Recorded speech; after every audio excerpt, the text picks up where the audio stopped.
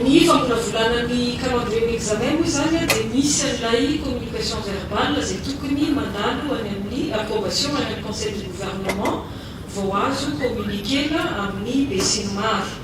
Efa voatitra ny somatsara izy io raha mahakasika ny examen ny CEPE, BEPC ary torak'izay ihany koa ny ho an'ny baccalauréat. Izay ihany ny mahakasika ny EPS.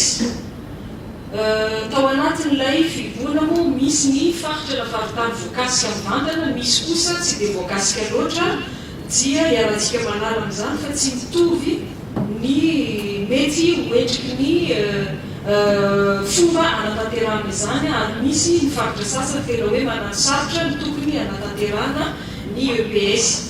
Nazanona izany anefa dia mikajaka mandrakariva ny ministère amin'izay fomba ahafahana mametraka foana an'izay fitovizan-tantana sy na ny égalité des chances na l'égalité des traitements zay.